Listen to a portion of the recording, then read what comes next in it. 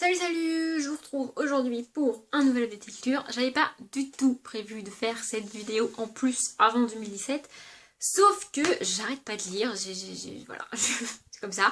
Du coup j'ai pas mal de livres et je me suis dit que c'était pas mal de glisser cette vidéo en plus, parce que sinon en janvier j'en aurais beaucoup en retard et j'aimerais éviter parce que le mois de janvier va être compliqué. Du coup c'est parti. Le premier livre, c'est le tome 3 des Gardiens de l'Éternité de Alexandra Ivy chez Milady. Donc le titre du tome 3 c'est Styx, et en fait les sous-titres, enfin les titres des tomes à chaque fois, c'est les prénoms des vampires qu'on va suivre, parce que dans cette saga-là, dans chaque nouveau tome, on suit un nouveau vampire, et ce vampire rencontre une jeune damoiselle en détresse qu'il va un petit peu sauver, même si c'est très simplifié ce que je dis. Je me suis rendu compte dans ce tome 3 que ce que j'aime dans cette saga, c'est que même si les vampires sont super forts, super musclés, super puissants, super immortels, super beaux, super tout ce que vous voulez de positif, les vrais personnages qui détiennent le pouvoir dans ce livre, ce sont les femmes, alors qu'elles sont humaines, ou au moins en partie humaines. Je vais pas en dire trop parce que dans ce tome-là en particulier, il y a une espèce de petit suspense sur la nature de la jeune femme en question. Donc voilà, dans chaque tome, je l'ai dit, les vampires vont rencontrer une jeune femme. Et en fait, c'est un schéma très répétitif, mais bon, c'est pas grave. Ils vont tomber amoureux de cette jeune femme. Et en fait, du coup, dans ce monde-là, quand un vampire tombe amoureux, il tombe vraiment amoureux, c'est-à-dire qu'il devient presque esclave de la jeune femme parce qu'il est prêt à faire tout et n'importe quoi, à mourir, enfin à vivre d'atroces souffrances et à faire n'importe quoi de sa vie pour cette femme et pour qu'elle aille bien, pour qu'elle soit en sécurité. Vraiment, c'est même pas qu'il le veuille, c'est que c'est plus fort qu'eux. Une fois qu'ils sont tombés amoureux, c'est plus fort qu'eux. C'est comme ça que ça se passe. Et du coup, on assiste à des scènes, il y a des dialogues que j'ai trouvé juste génial, notamment entre Dante. Donc Dante, c'est le vampire du tome 1. Parce qu'on les revoit après, hein. On n'est pas que sur le couple de chaque tome, on revoit les vampires qu'on a déjà vus. Et à chaque fois, on nous présente le vampire du tome suivant.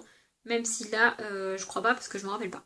Bref, et donc du coup on assiste à des dialogues entre Dante et Styx quand ils parlent des femmes qu'ils aiment. En fait, c'est juste génial, et c'est là que je me suis rendu compte que même si c'est répétitif et même si c'est assez cliché et même si c'est le même schéma à chaque fois, c'est pour ça que je continue cette saga, parce que j'adore voir des vampires magnifiques et super sexy dans des positions aussi...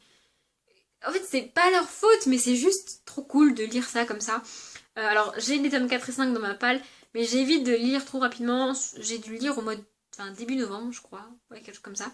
Mais j'évite de lire trop rapidement parce que comme c'est très répétitif, j'ai peur de m'en lasser et je voudrais vraiment pas m'en lasser. En lisant cette saga, j'écoute Shadow de Austin Mahone. Voilà, j'ai déjà dû dire, citer cette musique parce que j'ai déjà dû parler de cette saga. Mais voilà, ça se lit très facilement, vraiment. Les tomes sont assez gros, ils font plus de 400 pages, je crois, à chaque fois. Mais ça se lit vraiment très rapidement, c'est juste trop génial. Voilà. Ensuite, c'est le tome 1, c'est le fin. Il y aura que des suites de saga dans cette petite lecture, sauf celui-ci, qui est un tome 1. Et qui, franchement, c'est mon coup de cœur du moment. J'adore, j'ai juste adoré. Marketman, le tome 1, Rôle de Jack Renover, chez Hugo Roman cette fois-ci. J'ai choisi d'écouter Style ou Style, je ne sais pas trop, de Taylor Swift pour cette saga là. Voilà, il fallait que je choisisse une nouvelle chanson. Du coup, j'ai juste adoré. J'ai dû dévorer le tome en 3 jours, alors qu'il fait plus de 400 pages, presque 500 pages. Mais vraiment, j'ai juste adoré. Et pourtant, je m'attendais pas du tout. Je m'attendais à abandonner la saga. En fait, je l'ai démarré parce qu'en fait, j'ai gagné le tome 3 à un concours. Du coup, il traîne dans ma palle depuis que je l'ai gagné. Et comme j'avais pas le tome 1, ça m'a un petit peu obligée à acheter le tome 1 pour au moins essayer, parce que le tome 3 il est là, et s'il ne savait pas il va rester là, et ce serait dommage vu que je l'ai gagné. Donc voilà, je l'ai acheté, donc pour être totalement honnête, je l'ai acheté au mois de novembre, et je l'ai commencé le jour même où je l'ai acheté, parce que il fallait lire un Hugo Roman pour le tableau des maîtres, et que j'avais que les tomes 1 en Hugo Roman, j'avais pas trouvé les suites de saga, je crois qu'il n'y a qu'une saga que je lis en Hugo Roman, bref. Et du coup je l'ai acheté et j'ai lu un bad boy sexy et marqué par la vie, une plongée dans l'univers du tatouage et des concerts de métal, un groupe d'amis et colocataires attachants, et je me suis dit il faut que je lise là maintenant tout de suite. Alors avant de l'acheter et avant de lire ça et d'avoir envie de le lire soudainement comme ça, j'étais persuadée que j'allais abandonner cette saga, je sais pas pourquoi. Peut-être parce qu'on en a trop entendu parler, parce qu'il y avait trop d'avis positifs, et que ces derniers temps quand je lis des livres que j'ai achetés à cause de Booktube ou grâce à Booktube, bref, je les abandonne parce que je suis déçue, parce que j'arrive pas à accrocher. Donc là je m'attendais à ce que ça fasse ça et en fait pas du tout. Pour l'histoire, je dirais que, alors, je peux pas dire la saga, mais au moins ce tome 1 là, pour moi c'est un mélange entre After et donc de Anna Todd et la saga Failing de Jacinda Wilder. Donc le tome 1 c'est Te succomber, après ça doit être Nous succomber, et après ça doit être Lui succomber. Donc ça c'est les tomes, c'est les titres des tomes de la saga de Jacinda Wilder. Pourquoi je dis ça? Parce que Roule, alors Roule c'est le mec tatoué, percé, qui s'habille en noir, qui n'en a rien à foutre de comment les gens le voient et qui enchaîne les filles.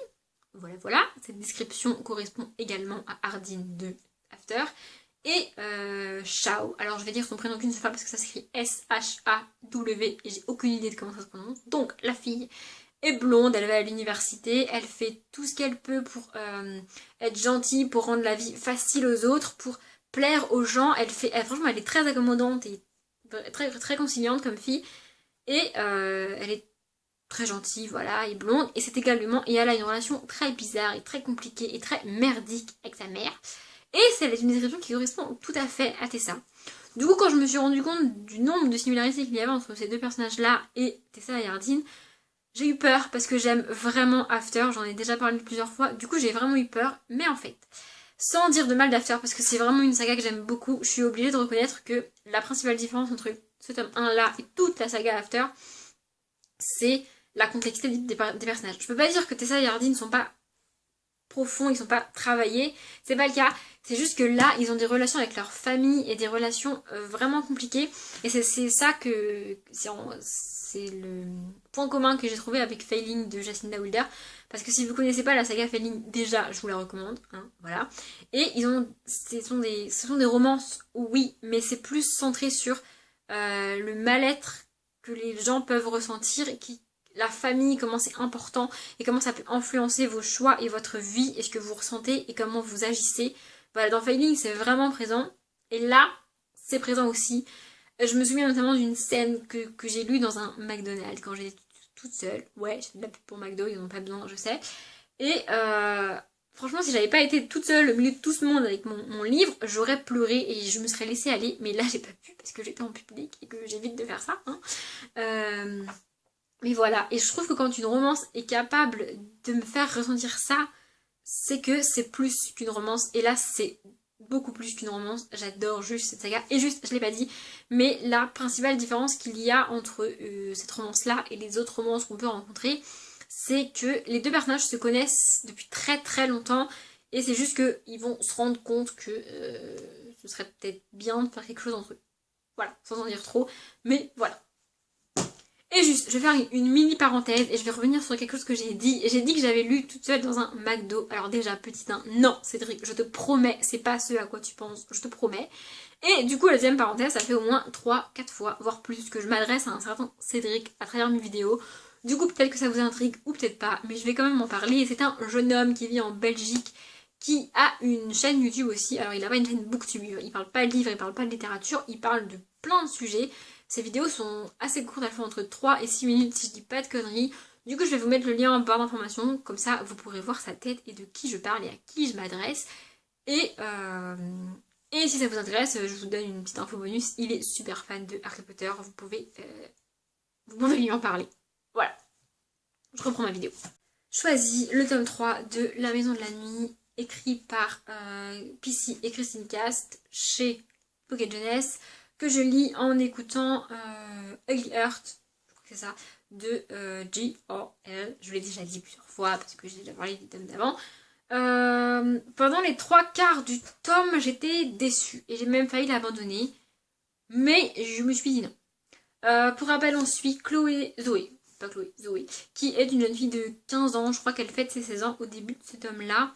Et au début donc le titre du premier tome c'est marqué, parce qu'au début du premier tome elle se fait marquer sur le front en tant que vampire, et du coup elle quitte son lycée d'adolescente normale et elle intègre une maison de vampires, la maison de la nuit, enfin un lycée de vampires dans lequel elle va apprendre ce que c'est ce monde et à utiliser les pouvoirs qu'elle a et à devenir un vampire en fait. Et évidemment, comme c'est notre héroïne, elle a des super pouvoirs et elle est super géniale, super forte.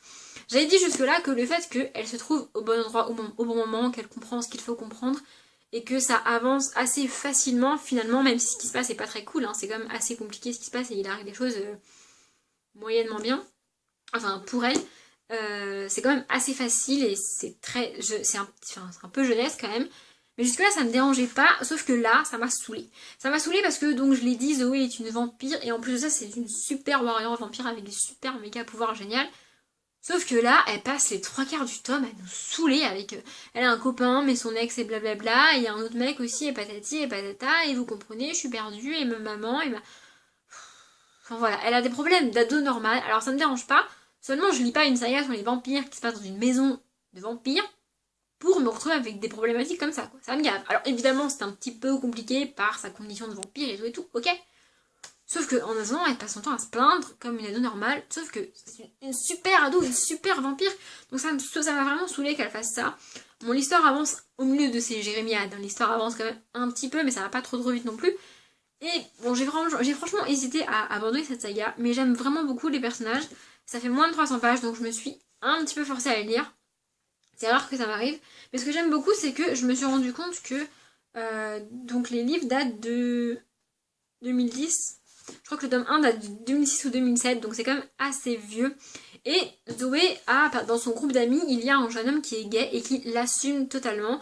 Et en fait, quand je lisais le tome 1 et le tome 2, au cours du tome 2, je me suis rendu compte que c'était des livres assez vieux et qu'à l'époque où ils ont été écrits et qu'à l'époque où ils ont été sortis, en France en tout cas, l'homosexualité n'était pas aussi bien acceptée qu'elle peut l'être aujourd'hui, même si c'est pas encore tout à fait gagné, hein, on est d'accord. Mais du coup, je me suis dit, c'est sorti il y a quand même assez longtemps et ça parle d'homosexualité. Alors, c'est pas le personnage principal, mais c'est quand même abordé, c'est quand même accepté. Enfin, les auteurs trouvent ça normal, c'est pas du tout une tare, c'est au contraire, il y a des personnages qui n'acceptent pas, mais ils sont mal vus. Enfin, on sent bien que c'est pas normal qu'ils n'acceptent pas et que... Alors, je sais pas si vous voyez ce que je veux dire, mais j'avais trouvé que d'aborder l'homosexualité il y a autant d'années, même si ça fait pas très longtemps, mais ça fait pas très longtemps que c'est accepté publiquement, et du coup j'avais trouvé ça cool, donc c'est pour ça, enfin bien, du coup c'est pour ça que j'ai continué, et j'ai bien fait de continuer parce qu'à la fin de ce tome-là, c'est cette espèce de souci d'adolescent merdique, hein, je suis désolée, mais c'est comme ça, c'est ce que je pense, se résolve un petit peu, et du coup ça laisse penser que dans les tomes suivants, elle va arrêter de se plaindre et arrêter de faire ça, parce que... Enfin j'espère, parce que j'en peux plus, quoi. Le dernier livre, Onyx, donc c'est le tome 2 de Luxe de Jennifer L. Armentrout. On a frôlé la vidéo sans abandon et puis finalement j'ai craqué. Alors j'ai retiré le marque-page, j'ai oublié, mais j'ai dû l'arrêter au bout de 84, 85 pages, quelque chose comme ça. Ça m'a trop saoulé. Dans ma dernière vidéo, je parle de, donc dans le Sacrifice Book Tag, je parle des livres que j'ai pas terminés, que j'ai pas aimé, et je parle de la saga de Sophie Jomain, donc les étoiles de Nos Head, et pour moi c'est exactement le même problème ici. Du coup, si vous avez aimé les étoiles de Nos Head, vous aimerez ça, et inversement, je suppose. Donc ici on suit Cathy, qui, donc je vais le dire avec un air blasé parce que ça me saoule vraiment, qui débarque dans une petite ville, qui va intégrer le lycée, et qui rencontre Damon, qui est son voisin, qui est un magnifique jeune homme, et patati et patata, et elle va se rendre compte qu'il est pas comme les autres, qu'il a un secret, et patati et patata, hein, voilà, ça me saoule. En fait, je me rends compte que ce qui m'énerve, c'est pas tant le cliché de la pauvre fille qui débarque dans la petite ville et qui tombe sur un mec surnaturel, hein, parce que Raymond Clair fait ça, c'est que dès lors que c'est pas le personnage, que c'est pas un personnage fantastique, enfin touché par le monde fantastique qui raconte l'histoire, ça me saoule. Voilà. En fait, je préfère être plongée dans un univers totalement fantastique où on est du côté des gens qui sont vampires, qui sont loups-garous, qui sont fées, qui sont anges, qui sont ce que vous voulez. Je sais qu'il y a un monde à côté et qu'ils doivent vivre avec, et qu'il y a des gens qui ne savent pas qu'ils existent, ça je le sais, mais je préfère quand on est que avec les gens surnaturels, comme dans Vampire Academy ou comme dans Les Gardiens de l'Éternité, parce que ce sont des mondes où les humains existent, hein. C'est pas ça qui me dérange. Mais là, on suit une adolescente normale, catapultée dans le fantastique. Et moi, ça me saoule. Enfin, ce qui me saoule, c'est qu'on a que son point de vue à elle. Je pense que si on avait eu le point de vue d'au moins un membre de la communauté fantastique, parce que je peux pas dire ce qu'ils sont exactement, hein, si vous n'avez pas lu le tome 1, je vais quand même pas vous spoiler la fin. Je préfère qu'il y ait un être naturel qui me parle à un moment donné ou à un autre, parce que sinon ça me saoule en fait. Voilà, je saurais pas l'expliquer, mais j'adhère pas du tout à ce genre d'histoire. Donc encore une fois, si vous avez aimé les Old Head, bah, vous aimerez celui-là. Je dis pas que si vous n'aimez pas les Old Head, vous aimerez pas ça, hein, c'est juste mon cas. Pourquoi j'ai acheté le tome 2, vous allez me dire, parce que dès le tome 1, je me suis rendu compte que c'était ça. Parce qu'en fait, à la fin, donc tout le tome 1, j'ai bien vu que c'était comme les Endless Head et je sentais bien que ça le ferait pas trop.